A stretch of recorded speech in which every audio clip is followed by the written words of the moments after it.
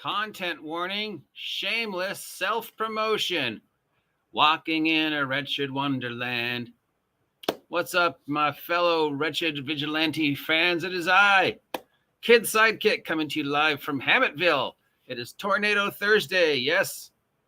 Northern California had a tornado. I was under a tornado warning 1 o'clock this morning to about 3 o'clock this morning. It has since been lifted. I'm still under a flash flood warning here on this lovely, cold, wet, windy Thursday where we're California dreaming. Yeah.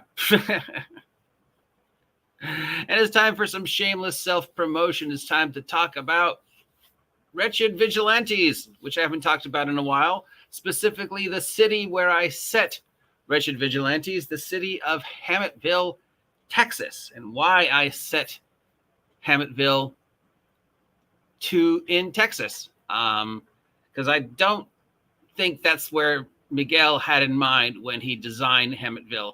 He was probably thinking it was somewhere on the East Coast. It has a very East Coast Chicago feel to it. But because it takes place in the Wretched universe, it also has 1 foot in the supernatural because of the huge influence of all the supernatural stuff on the Wretched universe and the beyond, and 1 foot in sort of the cyberpunk dystopian future, because that's another major aspect to the books in the Wretched universe is the technology is way more advanced than it is in real life. So these were the 2 things that I was first thinking about. Then, of course, it's a coastal town. Makes it very clear that it's a coastal town. It has a port, and the port plays a big part in a lot of the stories. It has access to a lot of drugs trafficking and, human trafficking and all the things that are just wretched and horrible. So it meant it had to be someplace on the coast. It had to be someplace on the coast with easy access to coastal waters that maybe aren't as well patrolled and where you're going to have more influence of things like that. And it had to be someplace that had that history of supernatural and that history of advances in technology. It also had to be someplace large enough to fit an extra city that made sense. Now, recently I saw a post where somebody was questioning when designing cities in modern day superheroes, whatever, do you use a real city or do you add an extra city? I mean, do I set this in, Studio City or Chicago, or do I make up a new city? I was already presented with this made up new city, and based upon everything I read about it, the things I had to consider, including was where is there enough space to place this city, was the things that were going on in the city. And that was before even adding the aspect of superheroes. So what's going on in this city that I could logically explain it? So it had to be a coastal city. It couldn't be on the East Coast. Everything about it, even though it's obviously heavily influenced by film noir Chicago and film noir New York, but it doesn't really feel like an East Coast city. Just because there's what is going on in Wretched and everything, because there has to be a lot of space on the coast to fit the city, and there has to be certain things that would allow the city and the things that are happening in that city to exist. And there's really no place on the East Coast that would fit it. Plus, Hammetville is obviously a very conservative, law-light, guns are okay, we don't really care what you're doing kind of city. Thunder.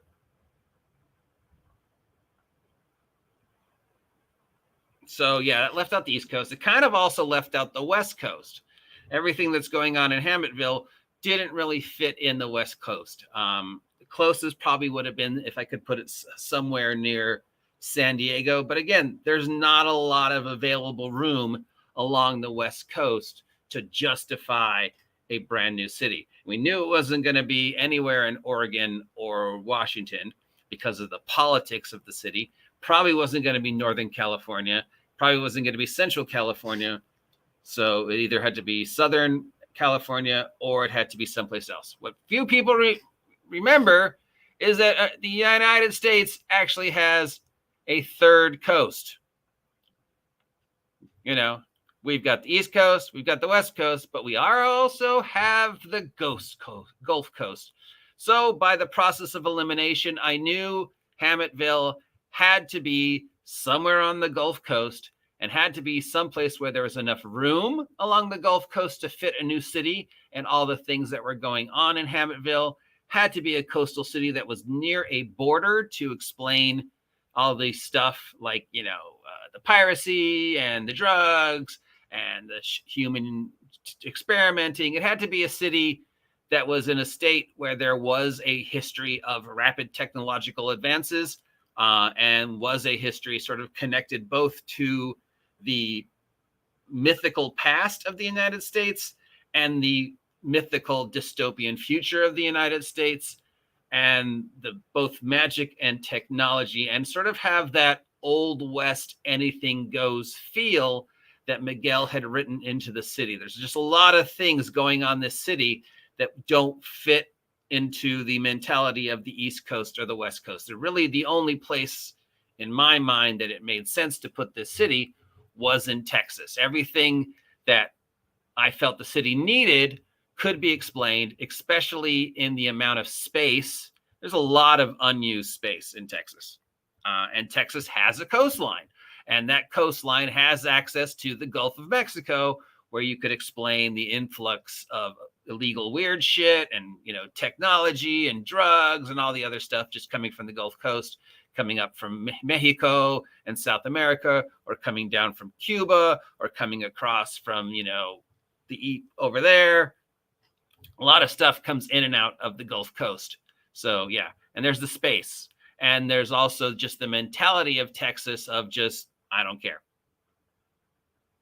No, one thing that is ingrained in Hammetville, even before I got my hands on it, was that the rest of the country doesn't seem to care. It's all these weird experiments and supernatural disasters and superpowered individuals coming out of the city. And nobody cares. Hey, that city's on fire. I don't know. There are mutant cockroaches coming out of that city. I don't know. Apparently, there was a huge supernatural disaster squid monster that attacked that city. Why aren't we sending in the National Guard to deal with what's going on in that city? Well, that kind of just said, well, where can I put a city where all the shit that happens in Hammetville would happen, and the rest of the state / country would just kind of go, It's kind of, well, yeah, it's either the West Coast or the Gulf Coast. And that was basically just, the only place that made sense to me to fit this city, that had the space, that had the access to the ports, that had the access to the Gulf Coast and all the illegal stuff that we could explain coming into the city, had the access to the technological advances. There's a huge tech boom in Austin. We've got, all the stuff there, and also had a deep connection to the mythology of America. And the Old West, lots of room, don't mess with the Alamo, Texas. So that is the reason why I set Hammetville in Texas, and the reason why I could explain all this horrible things happening in this city while the rest of the state doesn't really seem to care. Supervillains are attacking that city. Or are they attacking any other cities? No. Well, then fuck them. They can take care of themselves. This is Texas. So that's why. What is the future of Wretched Vigilantes? As you know, I am working on the third and final book of the trilogy. We have the core rules for Wretched Vigilantes that explains the setting. And then we have the 2 supplements I wrote, Bad Guys Always Lose, Good Guys Never Win. And the third supplement, which is done, I'm just waiting on the editor, which is called Henchman Sings the Blues. So that, with these 3, I have the beginning, middle, and end of the Wretched Vigilantes storyline, from the origins of supers in this city to why the rest of the country doesn't seem to care or have as many supers, and then how what's going on in this city affects the rest of the world. And then we have the tour of America and how the America of 2023 looks through the eyes of superheroes and supervillains. And then with the third book in the trilogy, Henchmen Sing the Blues, I kind of bring the story to the end. Because I don't know what, if anything, Wretched Miguel and Sylvia want to do with the Wretched Vigilantes after 2024. I don't know if they consider it a success. I don't know if they consider it a failure. I think there are still stories left to tell in that setting. Obviously, there's a market, maybe not as large as a market as I would have liked, but, superheroes are very niche, and dark superheroes are even more niche. And I think I told the best superhero vigilante story I could tell with the tools, and maybe it wasn't exactly what they wanted. I don't know. I think it did pretty well. I'm happy with it. So I wanted to end things with this final book that if, Miguel and Sylvia say, I never want to return to that world, it didn't really work for us, I can go, fine. I've told the story I want to tell. I've left openings should the story want to continue. And I've created enough of a mythology that if I wanted to spin it off and do my own stuff, I could, because, I have all the stuff that is unique to me, like Fresno, Nevada, and stuff like that. So Henchmen Sing the Blues is written as if it is technically the end of the Wretched Vigilante stories, but it also leaves the opening for more stories in 2024 if that's something Miguel and Sylvia wants. Because at the end of the day, Wretched is their baby, and I'm as long as they still want me to work for them, I'm not going to create stuff they don't want to see on the market, and I'm not going to flood an already saturated market with product that people don't want to buy. So, is there a market for more stories set in this universe? What do people want to see?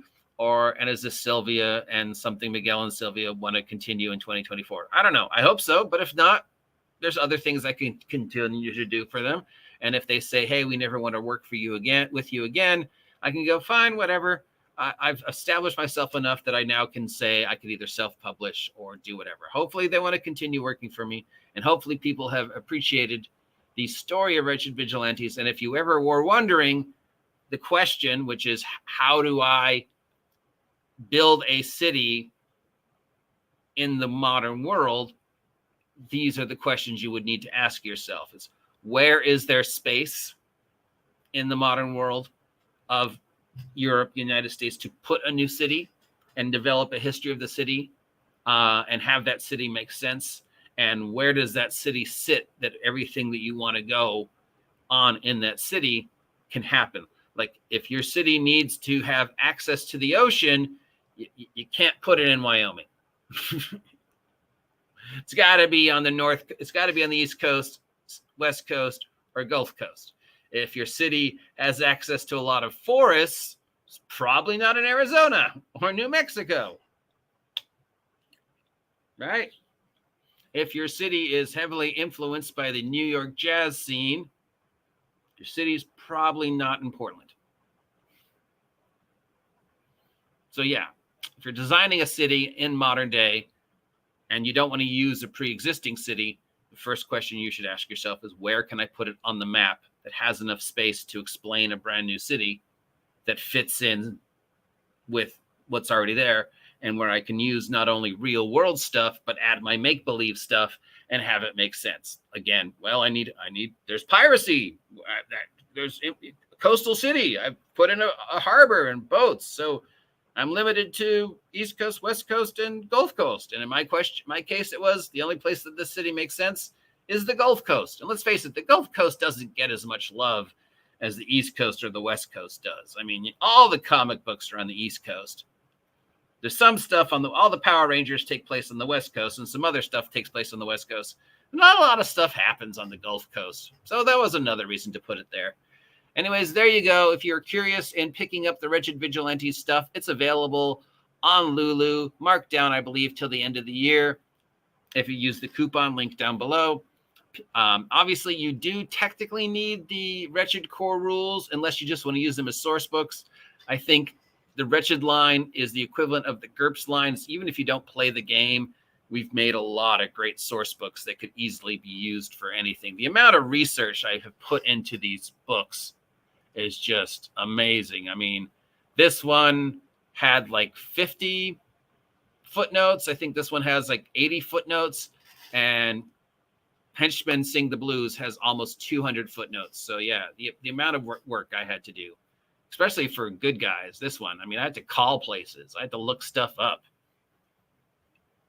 I had to contact chambers of commerces and cities to make sure that the thing I wanted was actually doable in that city. So yeah, I try to make my stuff researched. I'm blabbing now. And yeah, happy Tornado Thursday. Shameless self-promotion. I'll talk to you later. Stay safe out there. It's raining.